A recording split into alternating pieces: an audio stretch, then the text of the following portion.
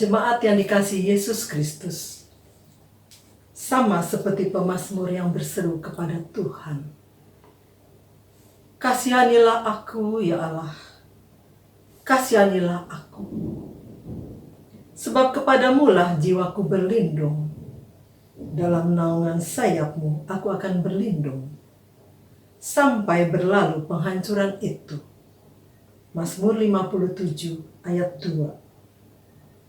Demikian pula, kita akan berseru memohon perlindungan kepadanya dalam doa dan ibadah bersama. Jemaat, mari kita persiapkan hati kita dengan menyanyikan Kidung Jemaat 445, bait pertama dan kedua, Harap akan Tuhan.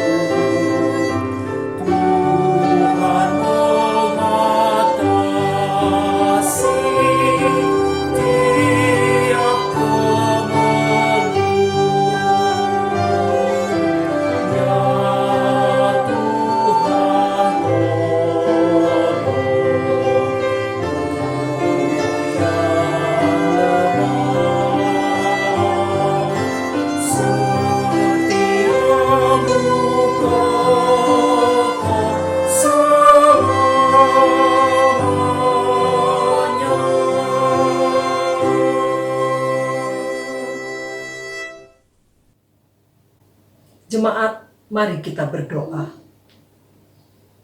Bapa Sorgawi, Allah yang kekal, sumber pelindungan kami. Di tengah badai kehidupan, kami bernaung di bawah kepak sayap-Mu yang kuat. Kami yakin dan percaya, di dalam naungan kasih setia-Mu, kami aman dan tentram.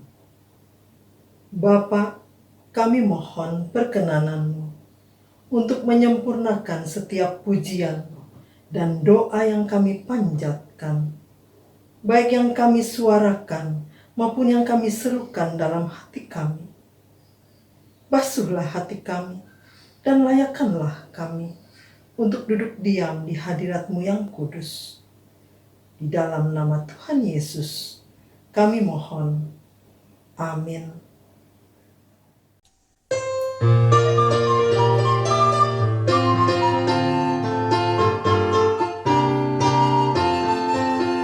Di badai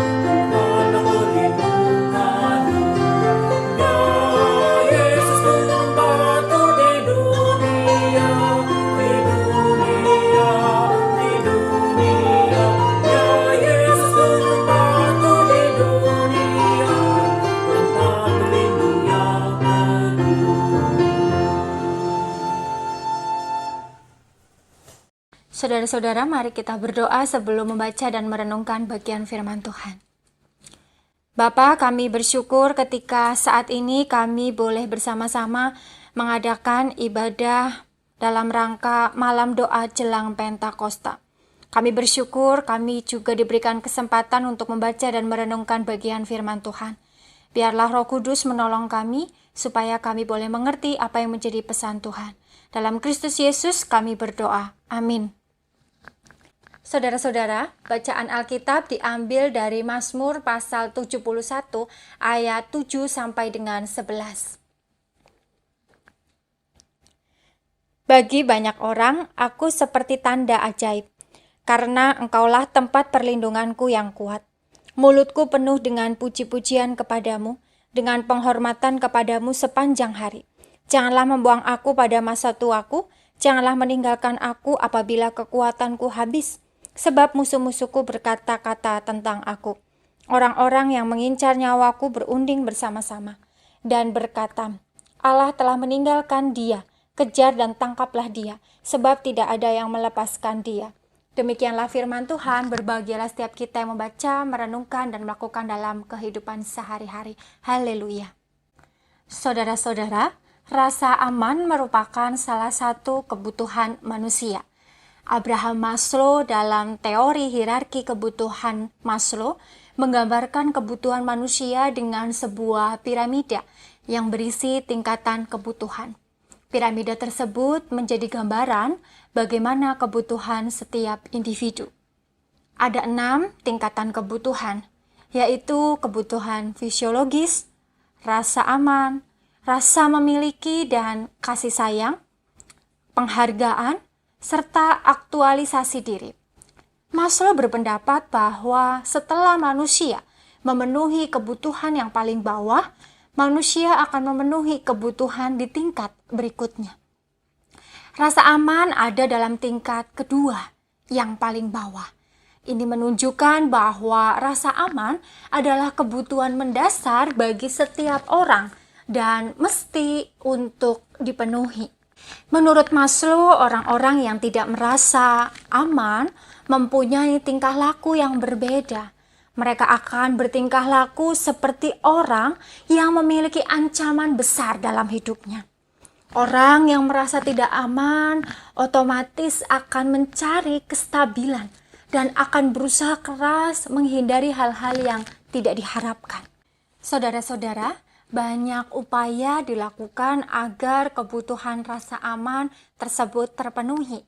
Apalagi dalam situasi yang rasanya makin sulit untuk mendapatkan rasa aman, maka semakin perlu lebih banyak upaya untuk memenuhi rasa aman. Kita mengupayakan hidup sehat agar tubuh kita aman, terlindung dari penyakit. Saat ini kita juga lebih banyak di rumah sebagai upaya untuk merasa aman, tidak terpapar virus corona. Ketika berkendara, kita juga menggunakan helm atau sabuk pengaman dan berhati-hati dalam berkendara supaya aman, terlindung dari kecelakaan.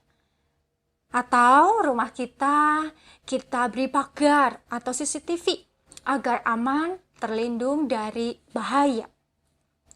Saat ini mungkin kita juga menabung, punya asuransi sebagai upaya untuk memenuhi rasa aman terkait diri kita, terkait kondisi keuangan kita, atau ketika nantinya kita pensiun. Ada begitu banyak upaya-upaya yang lain yang juga kita lakukan untuk memenuhi rasa aman dalam hidup kita. Saudara-saudara, sebagai seorang yang beriman, ada upaya lain juga yang kita lakukan untuk memenuhi rasa aman. Apakah itu? Doa. Ya, benar. Berdoa kepada Tuhan. Kita berdoa kepada Tuhan, mohon perlindungannya. Itu tepat, sebab di dalam doa ada perlindungan. Saudara-saudara, berdoa sebagai upaya untuk memohon perlindungan Tuhan mungkin sudah sering kali kita lakukan. Ada seorang anak bercerita kepada saya mengatakan bahwa dia tidak merasa aman ketika tidak berdoa terlebih dahulu sebelum berangkat ke sekolah dan beraktivitas di sekolah.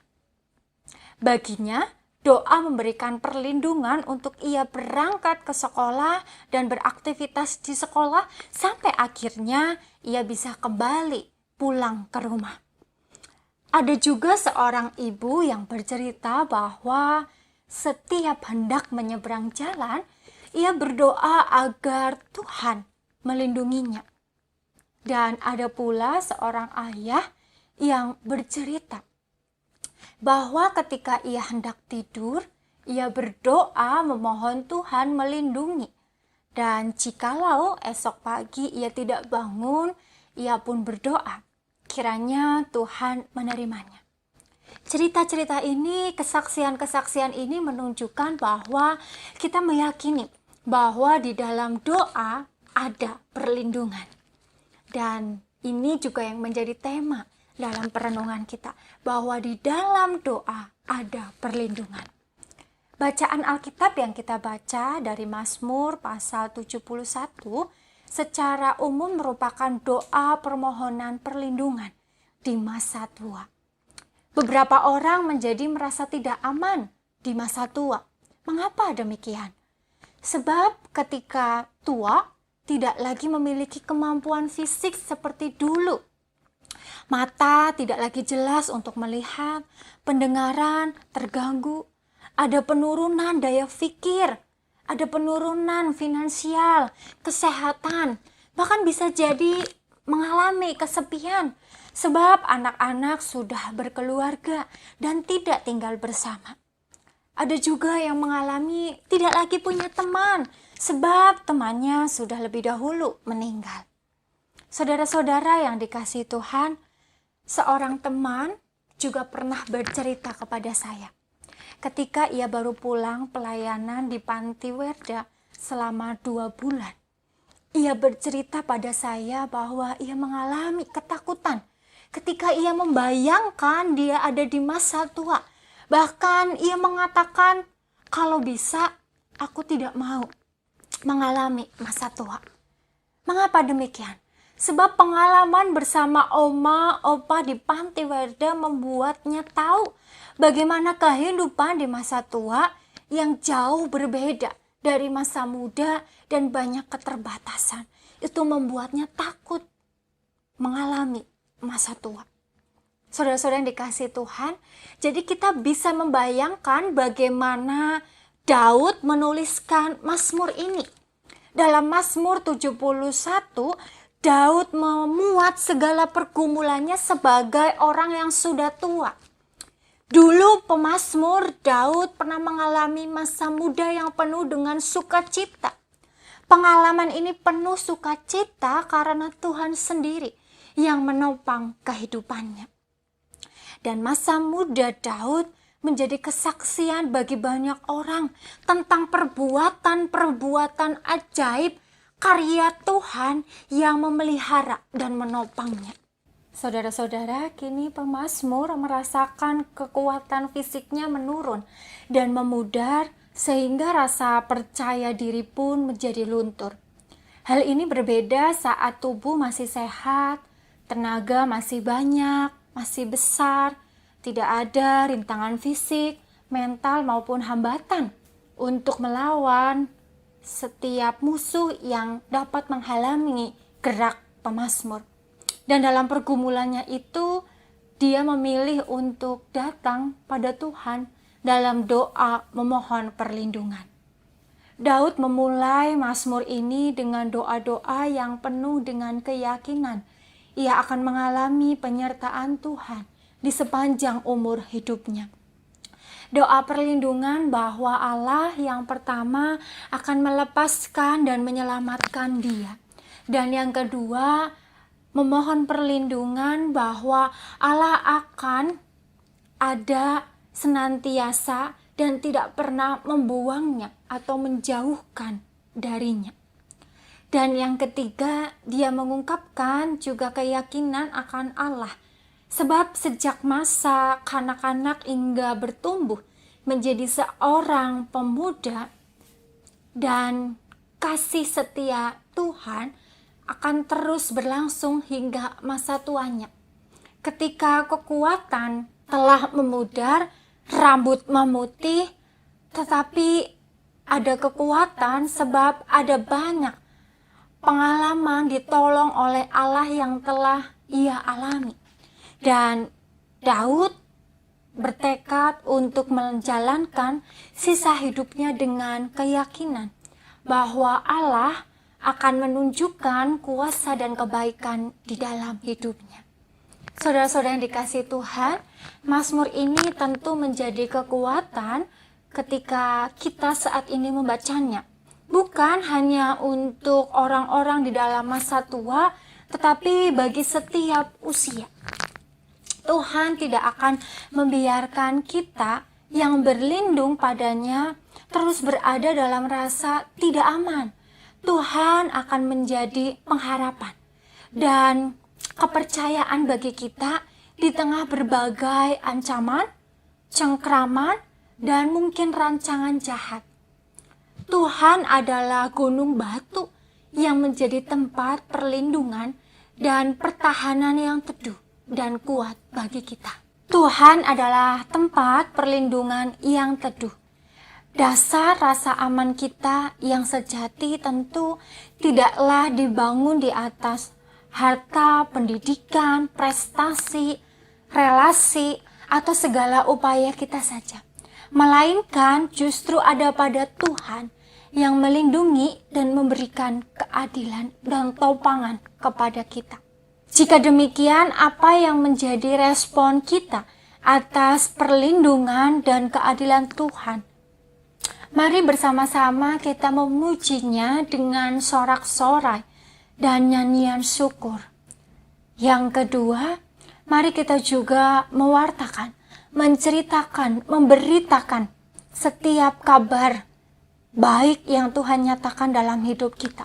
Setiap pertolongan dan perlindungan yang kita alami dari Tuhan kepada sesama kita. Sehingga ada banyak orang juga yang merasakan aman di dalam Tuhan. Saudara-saudara, di dalam dunia yang penuh dengan dinamika ini, hanya ada satu tempat perlindungan yang pasti, yaitu Allah sendiri. Mazmur 18 ayat 31 berkata, Dia menjadi perisai bagi semua orang yang berlindung padanya.